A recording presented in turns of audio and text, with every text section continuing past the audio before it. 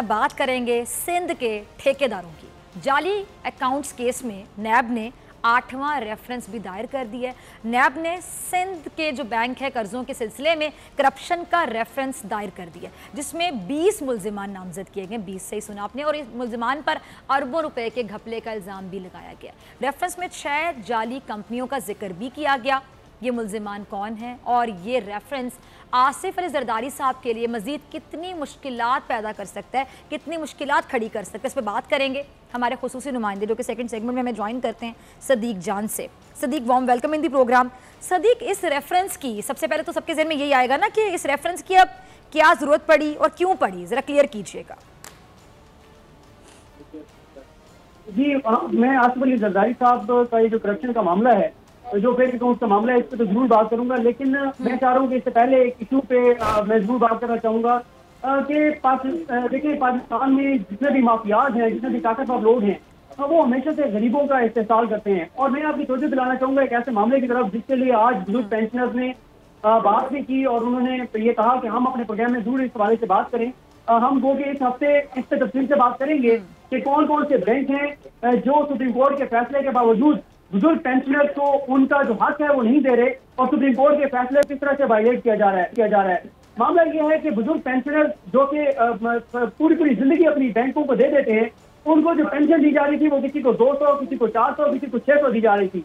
फिर एक सरफराज राजा, एक बुजुर्ग पेंशनर, वो खत लिखते हैं सुप्रीम कोर्ट ऑफ पाकिस्तान को, और साबिक chief justice of Pakistan Saqib Nisar साहब उस पर रास्तों नोटिस लेते हैं, और उसके बाद वो केस बड़ा अर्से चलता रहता है, और बिल आखिर ये फैसला होता है सुप्रीम कोर्ट की जानिब से कि इन बुजुर्ग पेंशनर को 8,000 रुपए कम अज कम तनख्वाह दी जाएगी। आप अंदाजा लगाएं, 8,000 की आज के दौर में कुछ नहीं है, महंगाई के दौर में, लेकिन फैसला ये दिया गया कि 8,000 रुपए पेंशन दी जाएगी। लेकिन सुप्रीम कोर्ट के उस फैसले के बावजूद साकिब निसार साहब की रिटायरमेंट के बाद बैंकों ने करते करते अब दोबारा वो पेंशन जो है वो 4,000 देना शुरू कर दिया है। तो वो बुजुर्ग पेंशनर वो सुप्रीम कोर्ट में भी दोबारा रजू कर चुके हैं। सुप्रीम कोर्ट एक और हुक्म आया, उससे भी बैंक जो है वो अमल दरामद नहीं कर रहे। और आज इस वक्त जब मैं आपसे बात कर रहा हूँ तो कुछ देर पहले कुछ बुजुर्ग पेंशनर्स ने यहाँ पे इस्लामाबाद में प्रोटेस्ट किया।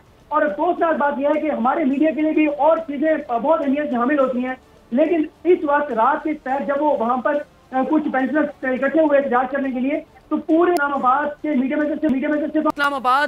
में से सिर्फ हम 4 रिपोर्टर्स गए उनकी बात सुनने के वो कहना क्या चाह रहे हैं। और मैं जरूर ज़ाहिर है जो रिपोर्टर्स हमारे दोस्त हैं जो अच्छा काम कर रहे हैं, मतलब 4 रिपोर्टर्स जो थे उनके लिए वो एक इम्पोर्टेंट मामला था। कंबर ज़्यादी थे, आबिद अंदलीब थे, इरफान हैदर थे, मैं थे, हम पहुंचे, उन बुजुर्गों से बात की। तो ये एक बहुत बड़ा मसला है। इस हफ्ते हम इस प्रोग्राम करेंगे, बैंकों का मौका भी लेंगे और बताएंगे कि कौन कौन सा बैंक सुप्रीम कोर्ट के अहकामात के बावजूद इस्तेहसाल कर रहे हैं बुजुर्ग पेंशनर्स का। अब हम आते हैं दूसरे मामले की तरफ, जो कि आपने आसिफ अली जरदारी साहब कहा। देखें, एहतसाब का सिलसिला और रफ्तार ये है कि आसिफ अली जरदारी साहब और उनके जो दोस्त हैं जिनके खिलाफ जनवरी में सुप्रीम कोर्ट ने कहा था कि 16 रेफरेंसेस दायर किए जाएं, तो आज दिसंबर आ चुका है, 8वां रेफरेंस जो है वो दायर हुआ है। और इस 1 साल को होने को है, इस 1 साल में एक भी रेफरेंस जो है वो अपने मंतकी इंजाम को नहीं पहुंचा। तो ये तो एहतसाब की रफ्तार है। आज भी चेयरमैन नैब साहब ने बात की एहतसाब की, बिल्कुल अच्छी बात है। पूरा पाकिस्तान चाहता है एहतसाब हो, पूरा पाकिस्तान चाहता है कि करप्ट लोगों का एहतसाब हो, उनकी पकड़ हो, उनसे लूटा हुआ पैसा है।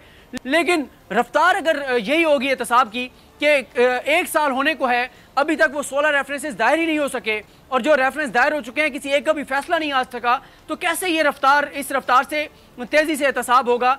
तो जब इस तरह से रफ्तार स्लो होगी, सुस्त होगी, तो लोग भी ये देखते हैं कि भाई आप बात तो एहतसाब की करते हैं, लूटे हुए पैसे को वापस करने की करते हैं, लेकिन रफ्तार आपकी ये है कि 1 साल हो गया है, एक भी किसी रेफरेंस का फैसला नहीं आ सका। आपने आशियाना इकबाल में देखा कि 18 माह से लोगों को जेल में रखा हुआ था। जब मामला सुप्रीम कोर्ट तक पहुंचा तो सुप्रीम कोर्ट ने उनको जमानतें दे दी कि आपने 18 माह से लोगों को जेल में रखा हुआ है, अभी तक आप जो है उस रेफरेंस को मंतकी इंजाम तक नहीं पहुंचा सके।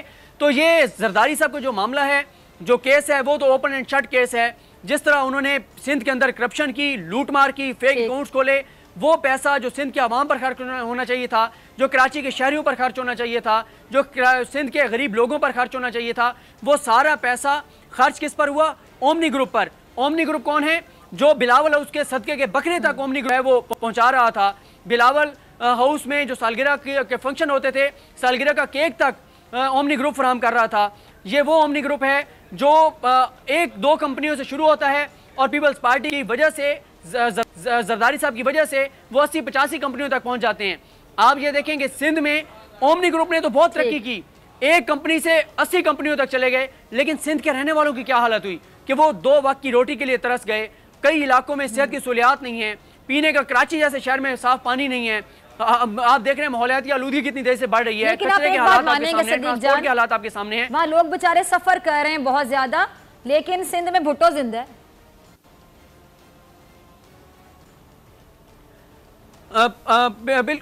आपकी आवाज में कम सुन पा रहा हूं, लेकिन ये आप बिल्कुल जो आपने कहा कि एक बात सब अग्री करेंगे कि सिंध में लोग बेचारे मर गए भूख से, वहां पे जरूरियात उनकी पूरी नहीं हो रही, लेकिन भुट्टो जिंदा है।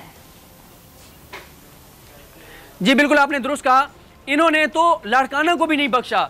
बल्कि आपको याद होगा कि सिंध हाई कोर्ट के चीफ जस्टिस साहब ने ये रिमार्क्स दिए थे, उन्होंने कहा था कि एक घर तो डाइन भी छोड़ देती है, ये लाड़काना तो आपका सियासी किबला है, आप उसी लाड़काने की वजह से आज अपने आप को कहते हैं कि भुट्टो की पार्टी है, ये बेनज़ीर की पार्टी है।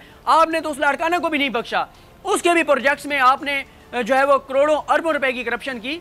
तो मसला ये है कि जरदारी साहब का ये जो आज जरदारी साहब के दोस्तों के अलावा 8वां रेफरेंस दायर हुआ है, उसमें भी यही मामला है कि किस तरह से ओमनी ग्रुप को गैर कानूनी तौर पर कर्जे फराम किए गए। और ये आप अंदाजा लगाएं, ये वो सूबा है सिंध। बदकिस्मती देखें कि आज के इस दौर में भी ऐसे मामला चल रहे थे कि पूरा एक बैंक क्रिएट किया गया मनी लॉन्ड्रिंग के लिए। आप अंदाजा लगाएं कि फेक अकाउंट्स तो बहुत पीछे रह जाते हैं, पूरा एक बैंक क्रिएट किया गया मनी लॉन्ड्रिंग करने के लिए। वो पैसा जो कराची वालों पे खर्च होना चाहिए था, जो थर वालों पर खर्च होना चाहिए था, लाड़कान और अंदरूनी सिंध पर खर्च होना चाहिए था, वो पैसे कहां पे खर्च हो रहे थे? वो फेक अकाउंट्स में जा रहे थे। फेक अकाउंट से वो बाहर मनी लॉन्ड्रिंग हो रही थी और बाहर जरदारी साहब और उनके बच्चों के साथ जायदादें बन रही थी। तो ये 8वां रेफरेंस था और रेफरेंस दायर होने हैं, जरदारी साहब के मुश्किलात में इजाफा होता चला जा रहा है। अच्छा ये बताइएगा, जरदारी साहब के लिए मुश्किलात में इजाफा हो रहा है, लेकिन फिर भी जरदारी साहब उनके चाहने वाले कहेंगे जरदारी साहब ने क्या किया? कुछ भी नहीं किया, ये तो एहतसाब किया जा रहा है, बदले लिए जा रहे हैं, पर्सनल ग्रजेस निकाली जा रही हैं। पता नहीं इतनी ढिठाई के साथ, इतनी मासूमियत का ये क्या मैं कहूँ कि इतनी बड़ी ड्रामेबाजी कैसे कर लेते हैं। अच्छा इस रेफरेंस से अब क्या होगा ये बताइएगा सिद्दीक। साथ ही साथ मैं पूछना चाहूँगी, क्या मुराद अली शाह साहब की भी गिरफ्तारी आपको नजर आ रही है? देखें, बात यह है कि मुराद अली शाह साहब की गिरफ्तारी के बगैर तो ये मनी लॉन्ड्रिंग, करप्शन और लूट मार की कहानी नामुकम्मल रहेगी। मुराद अली शाह इस पूरी कहानी के बहुत अहम किरदार हैं, उनके बगैर ये कहानी नामुकम्मल रहेगी। लेकिन मसला वहीं पर आ जाता है, जैसे हमने एंग्रो की बात की थी कि एंग्रो में आपने जो है वो शेख इमरान हक को तो पकड़ लिया था, लेकिन आपने हुसैन दाऊद साहब को शामिल ही नहीं किया था। अब जब रेफरेंस दायर किया तो हुसैन दाऊद साहब का आपने नाम डाला।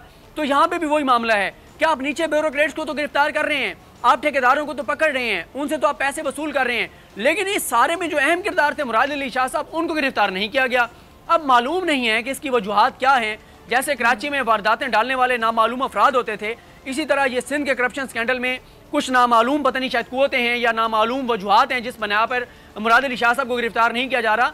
जैसे मैंने आपको बताया कि अगर आप ये डॉक्यूमेंट्स पढ़ते हैं, दस्तावेजात देखते हैं, तो मुराद अली शाह साहब के बगैर ये नामुकम्मल है सारा किस्सा और कहानी। उनको जरूर आपको किसी न किसी मौके पर पकड़ना पड़ेगा, अच्छा, गिरफ्तार करना पड़ेगा। उनके बगैर ये मामला समझ नहीं आ रही। ठीक है जी। अब मुझे ये बताइएगा कि ये चीज़ तो मालूम होनी चाहिए कि आखिर जो नैब के रेफरेंसेस होते हैं, फिर आगे सुस्त रवि का जो शिकार होता है पूरा प्रोसेस, उसकी क्या वजह है? क्या हम कह सकते हैं मैन पावर की कमी है, जो अफरादी कुव्वत होती है, इदारे में लोग जो हैं काम करने वाले वो कम है, या केसेस इतने ज़्यादा हैं कि समझ नहीं आ रही होती? क्योंकि बाकी सुस्त रवि पे बहुत से सवाल उठ रहे हैं सदीक।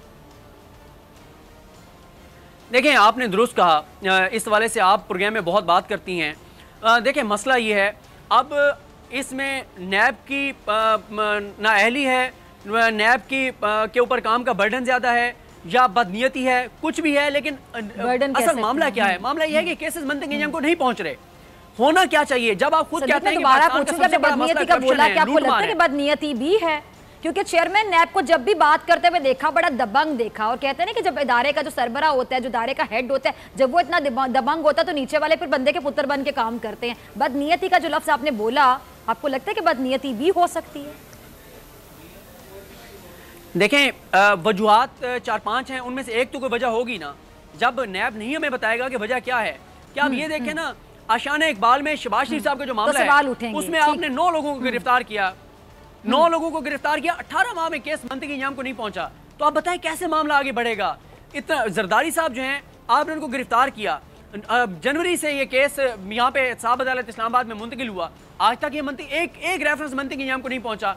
आप बताएं कि अभी तो 8वां रेफरेंस आज दायर हुआ है, 16 रेफरेंस तो जेआईटी ने डॉक्यूमेंट्स इकट्ठे करके दिए थे कि ये 16 रेफरेंस दायर करें। तो इस सवाल तो हम उठाएंगे, हम तो सवाल उठा रहे हैं ना कि आपके पास काम का बर्डन ज्यादा है, तो आप हुकूमत से कहें आप जजेस की तादाद बढ़ाएं, आप अपनी कैपेसिटी बढ़ाएं। फिर जहां पे भी मामला आता है वहां पे अदालतें कहती हैं कि ये देखें व्हाइट कॉलर क्राइम को पकड़ना आसान नहीं है, बहुत मुश्किल है, लेकिन अगर आपके पास कैपेसिटी नहीं है तो यही फेक अकाउंट केस था। इसी में डीजीएफआई ने सुप्रीम कोर्ट को कहा था कि हमें जेआईटी बनाकर दीजिए, तो सुप्रीम कोर्ट ने जेआईटी बना दी थी। आप हुकूमत को कहें कि हमें ये सहूलियात चाहिए, अगर हुकूमत नहीं देती तो फिर हुकूमत जिम्मेदार है। लेकिन मसला तो देखिए इल्जाम नैब पे आएगा, अगर एहतसाब होगा क्रेडिट नैब को जाएगा, लूटो पर पैसा वापस आएगा क्रेडिट नैब को जाएगा, क्योंकि नैब यहाँ पे एहतसाब का इदारा है। अगर यहाँ पर केसेस मंदी अंजाम को नहीं पहुंचेंगे तो हम भी नैब पे सवाल उठाएंगे। तो ये मसला तो नैब का है कि आप ये, मैं आपको कह रहा हूँ ना, आप पिछले 1.5 साल में बता दें कि ये 60-65 जो नॉन करप्ट लोग हैं, 60-65 तमाम जमातों के मिला के, मुझे किसी एक का बता दें कि पिछले 1.5 साल में उसका केस शुरू होकर और कन्विक्शन हुई हो, एक भी नाम आपके सामने नहीं है। अच्छा, जब 1.5 साल में एक कन्विक्शन नहीं हो सकी, समझ नहीं आती, ठीक है, चलें, अब एक यकीन और कर रेफरेंस आ गया, ठीक है, आपने सारी जो डिटेल है वो नाजरीन के साथ शेयर कर ली कि अब ये रेफरेंस क्या है, इसमें से क्या निकल सकता है, फिर साथ नैब से जो गिले शिकवे हैं या हमारा काम है पॉइंट आउट करना, आपने वो भी बड़े अच्छे तरीके से पॉइंट आउट किया कि अगर आपके पास लोगों की कमी है तो आप दरख्वास्त दे सकते हैं, एक प्रॉपर जो प्रोसीजर होगा कि उस कमी को पूरा किया जा सकता है, केसेस ज़्यादा कैसे हैंडल करना है, अपनी रफ्तार को बेहतर करना होगा। लेकिन मुझे बताइएगा कि पीपल्स पार्टी वालों से पूछ लें तो वो कहेंगे कि इन रेफरेंसेज में कुछ रखा ही नहीं है।